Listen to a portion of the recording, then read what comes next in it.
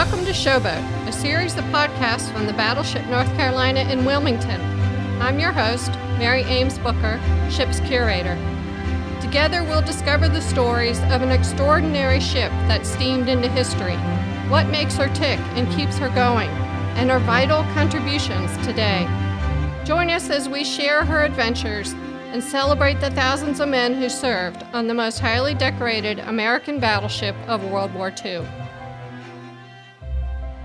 Today we are talking with Commander Chuck Gore about the ship's navigation system and the men who ensured that the 35,000-ton, 729-foot-long battleship steamed without incident and safely reached her destinations. Commander Gore spent 24 years in the U.S. Navy serving on 5 ships. Then he became an elementary school teacher, and after his second retirement, he became a volunteer on the Showboat nearly 10 years ago. You will often find Chuck in the chart house during our program days, and we are going there today. Welcome, and thank you so much for joining me today on our podcast, Finding Your Way at Sea. Hi, Mary Ames. Thanks for the opportunity to talk about navigation on the battleship. Right now we're on the 04 level, aft of the pilot house. The captain and navigator each had small, modest sleeping quarters on this level for use while the battleship was at sea. Each compartment contained a bed, desk, sink, phone for communications with the bridge, and gyro compass repeaters for monitoring ship's movements. There was a small head with a shower adjacent to the sea cabins. Only these officers had at-sea staterooms in addition to those they used in port, which are 2 levels below. These extra accommodations were necessary because the captain and navigator's responsibilities dictated that they be close at hand to the bridge while the ship was underway. The captain was ultimately responsible for everything that happened on the ship, and the navigator was responsible to him for the movement of the ship through the sea. How many officers and men were assigned to the navigation division? Well, it was one of the smaller departments on the ship. The navigator himself was the head of the department. He was a commander, usually the 3rd highest ranking officer on the ship behind the commanding officer and the executive officer. He had 1 or 2 junior officers beneath him in training to be navigator, and the division consisted of around 27 enlisted personnel, headed by a chief quartermaster, 3 qualified quartermasters or more, an aerographer's mate who was responsible for weather observation and forecasting. There was a yeoman who was tasked with administrative duties in the department. And there were also probably around 15 unrated seamen who were in various stages of training to become qualified quartermasters. And what were the quartermaster's duties? Primarily, the quartermaster of the watch was responsible to the officer of the deck on the bridge for keeping an accurate plot on the bridge of the ship's track, for maintaining the ship's deck log, and for weather observations and other administrative duties on the bridge. So to be a qualified quartermaster of the watch took several years of training, and that was probably their lead responsibility as far as being qualified.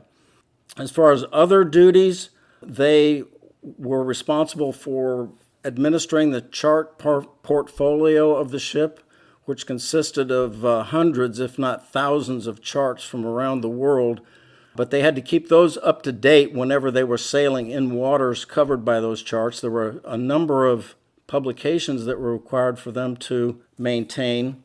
During restricted maneuvering, quartermasters took on extra responsibilities. Normally, a bosun mate of the watch would steer the ship during routine operations, but whenever there was restricted maneuvering necessary, a quartermaster took over the ship's wheel, and there were also navigation team responsibilities for taking bearings and recording events that were going on with respect to the operation of the ship. So the quartermasters, they kept themselves quite busy. They were also responsible, not many people know this, but they were responsible for winding and keeping all the clocks around the ship corrected. So on a weekly basis, they would have to go around and wind all the clocks and make sure they were all correct, and so that everybody was operating under the same time frame. 2 of the Showboat's quartermasters were interviewed about their experiences. First, Cecil Jones, who reported aboard July 1941 and was detached in August 1944. One night when we were out at sea in the Pacific, on this after chart table down there in the navigating room, the navigator and the chief quartermaster worked there. They go out together and take sights together. The chief quartermaster's got the stopwatch and navigators taking the sights, and he's writing them all down. Well, on the other side of the table, the assistant navigator and the first class, who was myself, we go out and we take our own stars, independent of them, so we have a comparative fix, after we work all the sights out. Well, this night, the assistant navigator was sick and couldn't come up on the bridge, so Commander Van Meter told me, he said, "Jones, I want you to take sights tonight for the assistant navigator," and so I got the second class quartermaster to take time for me. We came back in the pilot house, and I was working on my side there, and Joe Ringhofer and Van Meter were working on their side, and every star I got, just come right into a perfect pinpoint. It's unbelievable. You couldn't even do it on purpose if you wanted to. There's always a gap in there, and you take the center of the gap and where the stars cross, intersect. But every one of them were just a perfect pinpoint. So when Navigator got through working his out, he said, "How'd your stars come out, Jones?" Well, I just took my work around there and showed it to him, and boy, he was astounded at the way it came out, because his did have a little opening in there, and he'd put right in the middle, which brought us to the same conclusion. But he took my work and wrote on there the date and the time and the latitude and the longitude of the ship, and he put Jones's fix, and he signed it T.J. Van Meter, Commander, United States Navy. And then we'd always set that dead reckoning analyzer down there in the chart room. Every time we got a fix, we would star sights, we'd set that dead reckoning analyzer down there, and then of course the tracer would trace the path of the ship during that lapsed time till the next morning. Well, then if we couldn't get stars, we'd use that dead reckoning position, which was infrequent. We hardly ever had to use it, but once in a while we did. And often when we couldn't get morning stars, we'd get a morning sun line at 10 o'clock, and that'd give you an angle like this. Then we'd get a LAN at noon, which would give you a flat latitude line, and then around 2 o'clock we'd get another afternoon sun. We would advance the morning sun to noon and retard the afternoon sun to noon. That gives you a fix just like a star sight, see? And then we'd use that as a noon position there, and check the dead reckoning tracer, see how far off we were or whatever. Cecil was really a star performer on the battleship. He moved up the ranks quickly. We Navy types, we think of chief petty officers as being these old grizzled guys, but Cecil made chief petty officer 8 days before his 21st birthday, which was moving up quickly. And I have to tell another story about one of the senior quartermasters on the North Carolina, a guy named Joe Ringhofer. Joe came aboard the battleship right before commissioning as a bugler. He was a bugler first class, which is like a seaman first class, non-rated. And it just so happened that the buglers berthed in the same compartment as the quartermasters. And the quartermasters got a hold of Ringhofers and said, "Joe, you are never going to get ahead being a bugler. You need to be a quartermaster." So they even filled out a request sheet for him to give to his division officer so that he could transfer to the navigation department, which Ringhofer turned in, and it was approved, and he became a quartermaster striker. And lo and behold, within 3 years, Ringhofer had moved up the ranks where he became a chief quartermaster himself and was the leading assistant to the navigator on the ship. So in those days, guys moved up fast, and that's what happens when you're operating at sea all the time doing your job.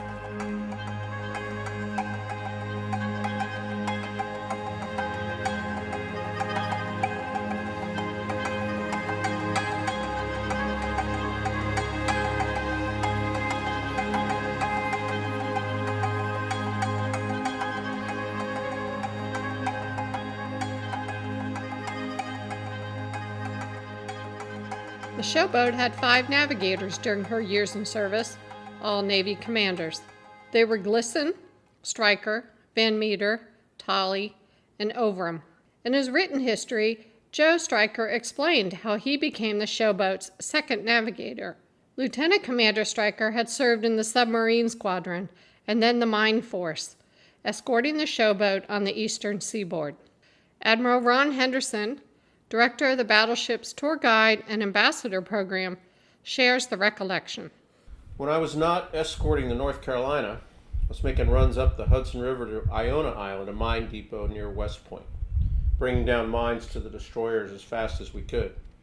These were, as I remember, 200-pound mines. We carried 2 500-pound mines.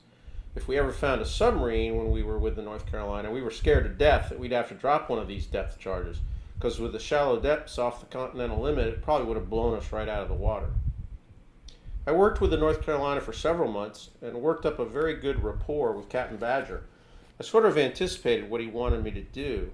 The night before Christmas in 1941, right after Pearl Harbor, we were both coming into Norfolk. He was leading me up the channel and the fog set in. He had to anchor. He asked his navigator where he was, and the navigator had to ask the quartermaster.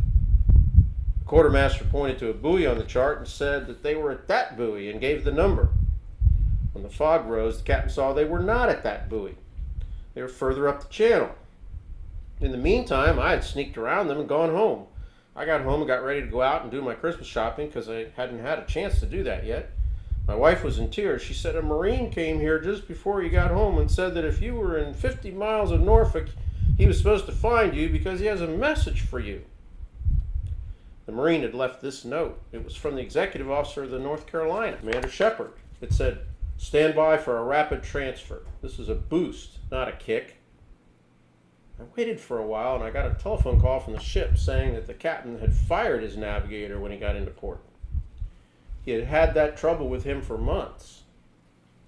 He had called Washington and told them he wanted me for his relief. Washington had told Captain Badger that I was only a fitted officer, that I could not serve aboard a combatant ship. Captain Badger said, "Well, you put up there, get him on board my ship tomorrow on Christmas Day, or we're going to go to sea the next day without a navigator." So at midnight, I got my orders to report on board. I call that a fluke because I ended up with a fine job.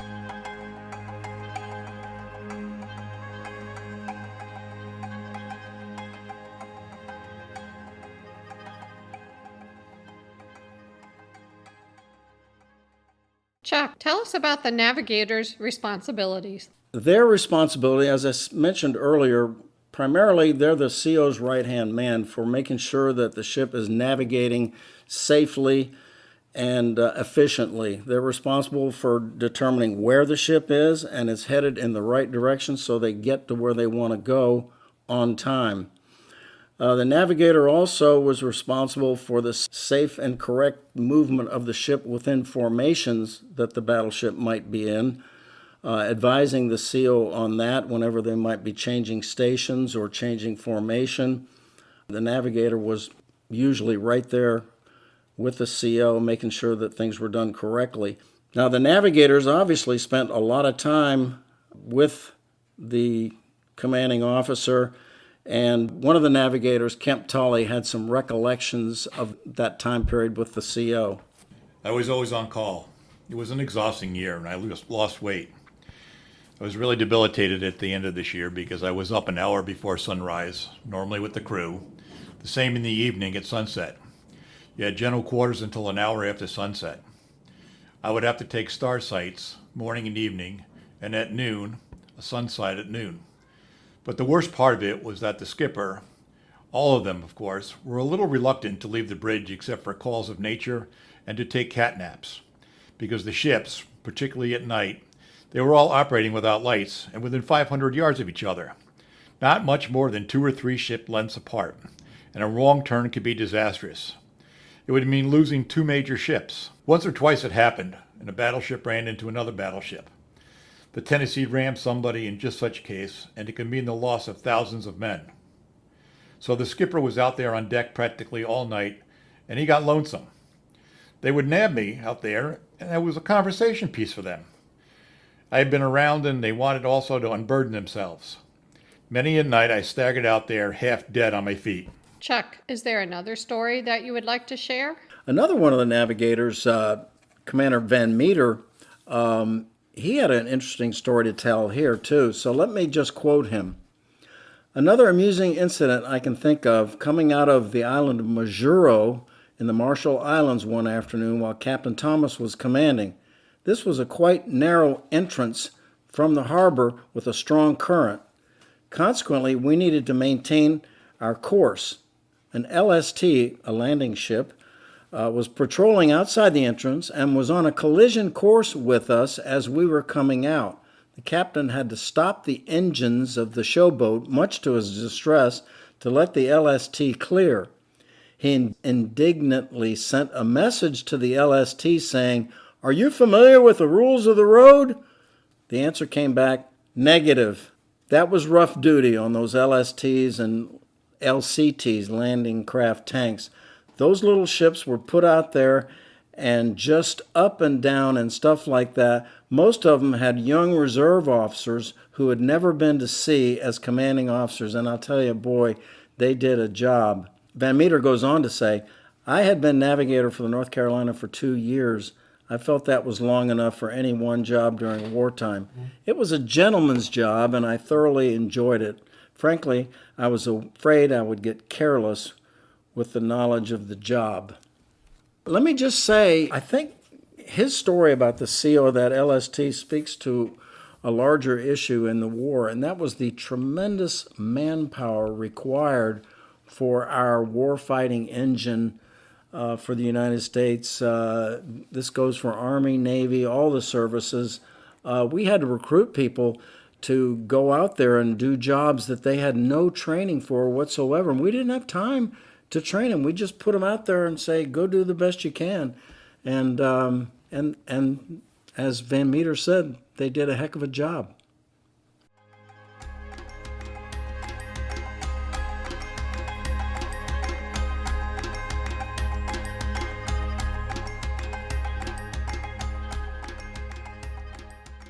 Okay, so we're in the chart house right now, which is the name given to the navigation room where most of the navigational duties were performed, and we're just aft of the bridge, so it's a quick 2 seconds between the two spaces, which is important because we're keeping the bridge informed of where we are at all times with our navigation duties here. So looking around the chart house, probably the dominant feature that you see is a large chart desk or chart table, and that's where the primary navigation chart would be laid out for the navigator to do his tracking, charting, positioning, computations, and so forth. And underneath there are a number of large drawers that contain the charts for the area that we're currently sailing in. And those charts would be all kept up to date with any changes that might have occurred recently as far as repositioning of buoys, a new shipwreck, other navigational data. So looking over across the top of that chart desk is our dead reckoning tracer. This was a device that was used to maintain a surface plot of the area surrounding the battleship. It's a table with a glass top with a piece of tracing paper on top of it, and projected onto the bottom of that is a lighted compass rose which moves about the table as the ship maneuvers through the ocean. So we're tied directly to the gyro compass and the pedometer log, so any change in course and speed will be reflected by the movement of the compass rose. And we're in the center. Own ship is in the center of that compass rose. So that keeping track of us, and then off to the side, we plot all the ships that are in the vicinity.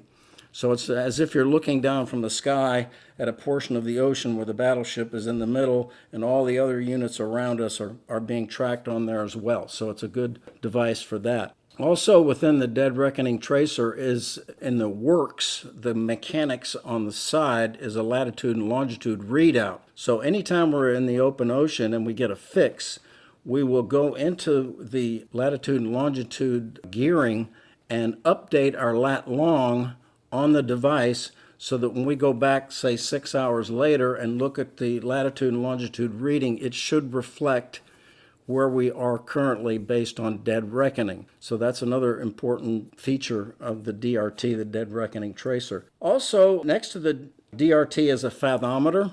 That's important for maintaining a picture of the depth of the water. Normally an open ocean operation where the depth might be 5,000 feet or 1,000 fathoms, we wouldn't be manning the fathometer because we're not in harm's way and we don't really care whether the water is 1,000 fathoms deep or 2,000 fathoms deep. But when we go in restricted waters, we're going to have somebody on there at all times keeping us advised of the depth of the water in case we start running into shoal water. Also, in the chart house here, we have the first iteration of LORAN that was installed on the North Carolina. We have this receiver, this radio receiver called the DSM-1, which received LORAN signals from shore-based transmitters for use in electronic navigation.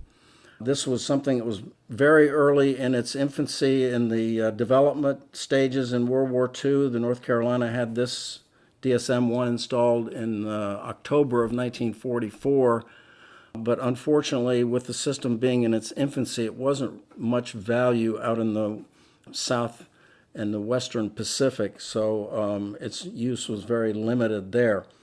We also have a desk and a typewriter for the yeoman to do his administrative responsibilities, while the quartermaster of the watch was maintaining a rough deck log on the bridge of any course, speed changes, maneuvers that the ship was conducting, any onboard evolutions like 10-hand working party was called away or some piece of equipment was declared inoperative. It would be recorded in the quartermaster's deck log, and then the officer of the deck later would sign a smooth typed copy as the official document recording his time on watch. So that's what the yeoman, that was one of his responsibilities here in the navigation department, was typing up the smooth deck logs for the OOD's signature.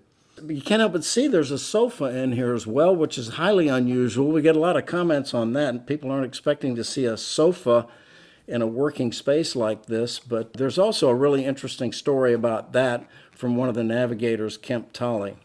The warrant electrician and I have put the most useful after rigging, what is known as a hot seat.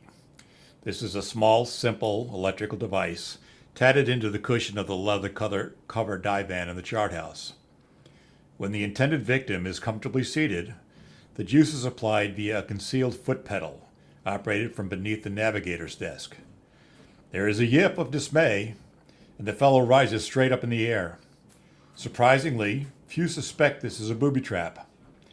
I came very nearly convincing one young lieutenant that he was developing sciatica and should have it checked out with the doctor. Some people still believe practically anything. I'm having more darn fun with this electric gadget. While I'm writing this, I have my foot on the button, and whenever any innocent victim lowers himself into the divan, I just let him have a jolt.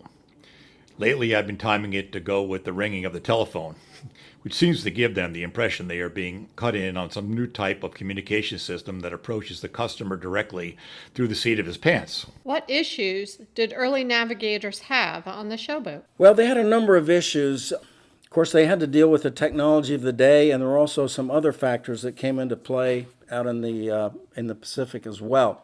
In that time period, open ocean navigation was almost exclusively done based on celestial navigation, which was fine. I mean, navigators have been doing celestial navigation for thousands of years, and it's always served mariners fairly well. But it has limitations in that you need good visibility. If you're in cloud cover, you can't shoot stars, and so you're handcuffed there. And plus, you're limited on a certain number of times a day you can do celestial sightings. So that was a limitation. In the vicinity of land, navigation was usually done by visual piloting. One of the limitations we had back then, of course, there was no GPS, there was no global positioning system. Satellites were not even envisioned at that time. We were just beginning to understand long-range electronic navigation. We have very little data on it. We have one quartermaster who said that it was not very useful, so they tended not to rely on it. So there was no electronic navigation in that respect. Radar was under development. As surface search radar became more advanced and refined, we were able to use that signal to develop bearing and range to land masses ashore, and so that became a very accurate piece of navigation later in the war. Admiral Stryker wrote about one of his experiences navigating in low visibility when the Showboat was on the eastern seaboard in July 1942. Admiral Henderson shares the memories. Shortly after I reported on board as navigator, we were ordered up to Casco Bay, which is near Portland, Maine. I'll never forget that trip, and the captain never will either, because when we got underway from Norfolk, there were no buoys, there were no radar beacons, there were no lighthouses lighted. There was nothing on the east coast of the United States to help us with navigation, because we were afraid that we'd be helping German submarines off the coast. All we had was a sextant and our depth finders. We knew how fast we were going, we knew fairly well what our course was. We left Norfolk in a heavy overcast, and I was never able to get a sun sight or a star sight the entire trip. So I had to make that entire trip entirely on soundings. I knew that if I headed up the coast off Martha's Vineyard in that area, or if I was lucky, I would hit a place called Hydrographer's Canyon. If I did get to it, I would get 80 fathom soundings. Nothing anywhere near there was over 30 fathoms. This place was only about 2 miles wide, and from my chart it was only about 6 miles long. As you can imagine, I stayed over that fathometer most of the way out. I had a wonderful man on board who later became a lieutenant commander and communications officer of the ship, Byron Phillips, who was a radio electrician at the time, and he kept the fathometer going. We finally got to my 80 fathom spot. I called the captain in and I said, "We can turn north and we'll go between these two islands. That's our course for Portland, Maine." The captain said, "Jesus, do you really know where we are?" I said, "We're right there. Look around you and see if you can find any other sounding of 80 fathoms anywhere near here." So he turned to the executive officer and said, "XO, what would you do?" The executive officer said, "I'd get out of this fog, head south, and wait until the weather cleared, then I'd go up." But Captain Badger took a chance on me and he said, "All right, head her north." We got there. The next morning we sighted Portland, Maine, without having seen anything since we left Norfolk. The reason I bring this up is because at that time we had no radar. I mean, we had radar, a big bed spring up there. It would show you there was land somewhere ahead of you perhaps, but you couldn't tell how far and you couldn't tell where the limits of it were. We couldn't use that at all. Another major issue that afflicted the Navy out in the reaches of the Western Pacific and the South Pacific were poor charts. We had never really operated in some of these areas like the Mariana Islands, the Gilberts, Caroline Islands, so we had very limited navigational data on these islands. And some of the charts that the battleship pulled up to use in these areas, the Solomon Islands as well. If you look at the information on the chart, and this is the 1940s, it'll say, based on information from HMS Falcon in 1849. So they were dealing with information that might have been almost 100 years old as far as depth soundings and where land masses were. So it became a real serious problem. We have another story to tell about that. But it really was a unique experience because when we first got out there, our charts were so inefficient and so out of date that we would be ordered to go to a certain place and we'd have a hard time finding it on a chart. The first one that I can remember was when we were making our approach to Guadalcanal. I broke out our charts and I couldn't find anything listed as Guadalcanal. But I could find an island called Guadalcanar, which was the name when the Spanish charts had been made. We soon found out that nobody knew where different places were because they were Navy names, Spanish names, names from older charts, and names from newer charts. Finally, the powers that be put out a table which used code names. When we were going to a place, you would see the name of the place, the latitude and the longitude, and all the other variations of the name, and then they would call it Buster or something like that. We would know where Buster was, but we didn't know where some of the other islands were. Finally, they came around to a good name that was on all charts. But for a year or two, we'd break out a chart, and if you didn't have your files up to date and they told you to go somewhere, you weren't quite sure where you were going.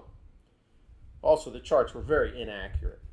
After the New Orleans was torpedoed by enemy cruisers and beached there to Loggy one time, a friend of mine who was a navigator over there went out and took a round of sun sights and found that according to the charts that they'd been using, he was in the middle of the lake about 50 miles up a mountain away from there. Going into Tongatabu the first time, that was to Nuku'alofa in Tongatabu, my chart read that there were no buoys or landmarks in that area, but that there were several sunken ships. You could take your bearings on the sunken ships. That was the notice to mariners to get into this harbor. You hoped you had the right sunken ship. This is where South Dakota later went aground, and I could easily see how she did it. I think a good way to wrap up our navigating at sea discussion today would be just to do a little comparison of navigating today. I would say probably the number one issue, of course, is the digital versus analog. Everything back then was on paper. It was put down by pencil. Everything, whether it was in our computers or navigation, it was all measured and written down on paper, as opposed to today when everything is digital. On today's ships, there's a digital display on the bridge, charted area where the ship is going, and they may not even have paper charts available to them. So it's all digital. Along with that digital versus analog, there's an accuracy issue as well. GPS is extremely accurate. When the system was put into operation, fully operational in the 1990s, it was accurate to within 10 meters on the surface of the Earth. There's an upgrade going on right now where all the satellites are being replaced with another block of technology, and they're going to be accurate to within 1 foot. We know a lot more about weather now as far as predicting storms and ocean currents compared to what we did back in the World War II days. So the accuracy plays with the weather as well.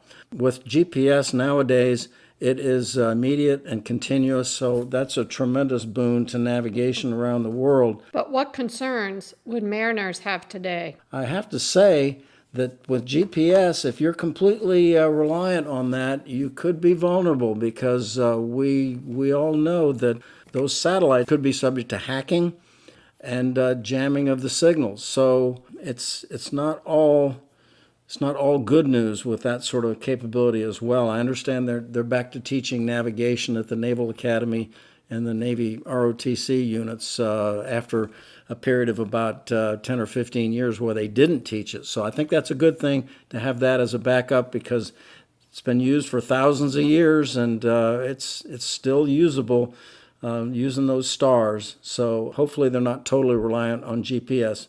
It's been my pleasure to talk to you today. I hope you've learned a little bit about navigating at sea, finding your way on the Showboat.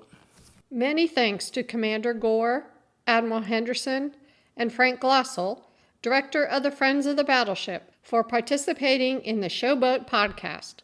Thank you for listening to today's episode. I'm Mary Ames Booker, host and producer of the podcast. Showboat is a series of podcasts about the Battleship North Carolina in Wilmington, North Carolina. Visit us online at www.battleshipnc.com. The Showboat welcomes visitors daily. In 2020, the Battleship North Carolina received an NC Cares Humanities Relief Grant from the North Carolina Humanities Council, www.ncHumanities.org. Funding for NC Cares has been provided by the National Endowment for the Humanities as part of the Coronavirus Aid, Relief, and Economic Security Act Economic Stabilization Plan.